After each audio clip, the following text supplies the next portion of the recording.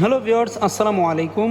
সকলেই কেমন আছেন? আশা করি সকলেই ভালো আছেন। ফরাজি মেডিকেলের পক্ষ থেকে আজকের এই ভিডিওতে আপনাদের সবাইকে আন্তরিক শুভেচ্ছা ও অভিনন্দন।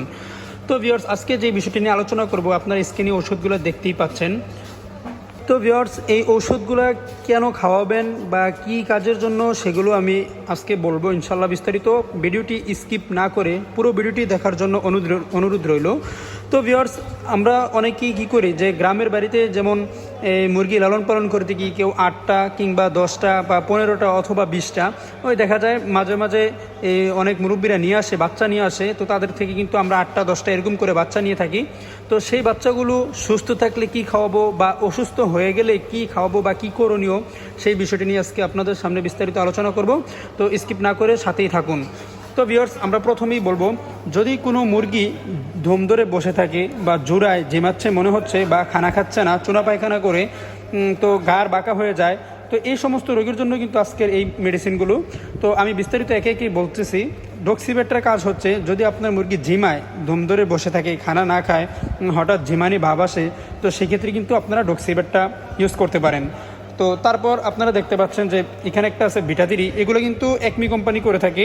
আমি যে 4টা আইটেমই নিয়েছি, 4টা আইটেম কিন্তু একমি কোম্পানিরই পেয়ে যাবেন। তো আপনার নিকটস্থ বাজারে কিন্তু এই ওষুধগুলো পাবেন। আমি এমন কোনো ওষুধের নাম বা ওষুধ দেখাচ্ছি না যে ওষুধগুলো আপনার নিকটস্থ বাজার থেকে পাবেন না।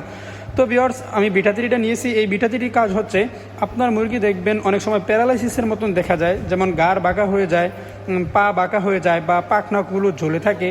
তো সেক্ষেত্রে কিন্তু আপনারা এই বিটাতিরিটা ইউজ করতে পারেন। তো ভিউয়ার্স, আরেকটা হচ্ছে প্রিফক্সবেট। এটার কাজ সম্বন্ধেও আমি আপনাদেরকে বলতেছি।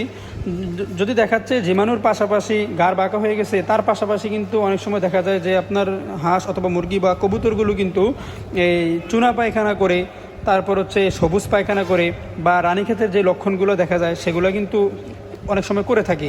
তো ওই সময় অবস্থায় কিন্তু আপনারা ডক্সিব্যাট এবং বিটাতিরির সাথে কিন্তু এই প্রিফ্লক্স ব্যাটটাও কিন্তু ব্যবহার করতে পারেন।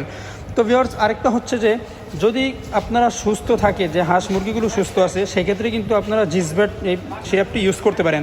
আমি জিসব্যাট সম্পর্কে কিন্তু আগে একটি ভিডিও দিয়েছি, ওখানে শুধু জিসব্যাট নিয়েই সম্পর্কে আলোচনা করেছি।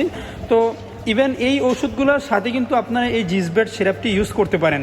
এটা কিন্তু গ্রুপটা হচ্ছে জিঙ্ক সালফেট। এটা কিন্তু আপনার শারীরিক অবস্থা সুস্থ রাখে, রোগ প্রতিরোধ ক্ষমতা বৃদ্ধি করে।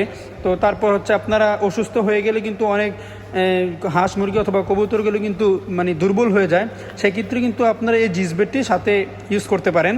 তো এটা কিভাবে খাওয়াবেন সেটাও বলতেছি। যদি আপনার মুরগি 8-10টা বা 15টা হয়, সেক্ষেত্রে এই জিসব্যাটের যে মুখাটা আছে, আমরা দেখতে পাচ্ছি এই মুখাটা দিয়ে কিন্তু আদা মুখা খাওয়াইলেই আমরা সকালে আদা মুখা অথবা বিকালে আদা মুখা এরকম করে কিন্তু প্রতিদিন এভাবে 5 থেকে 7 দিন আমরা খাওয়াতে পারি।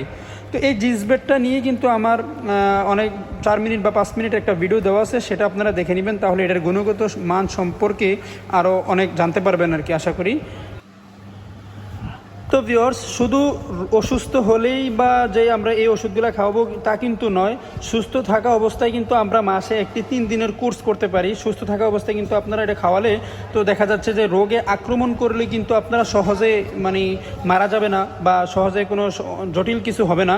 তো সহজ কথা হলো যে আমরা সুস্থ থাকা অবস্থায় কিন্তু মাসে কমপক্ষে 3 দিন আমরা এটা ব্যবহার করতে পারি এগুলা। তো বিস্তারিত আরও আলোচনা করব। যারা এখনও এই চ্যানেলটিকে সাবস্ক্রাইব করেননি, পাশে থাকা বেল আইকনে ক্লিক করে নতুন ও আপডেট ভিডিওগুলো পাওয়ার জন্য চ্যানেলটিকে সাবস্ক্রাইব করে দিবেন। তো ভিউয়ার্স, আজ এই পর্যন্তই। ভালো থাকুন, সুস্থ থাকুন। আল্লাহ হাফেজ, আসসালামু আলাইকুম।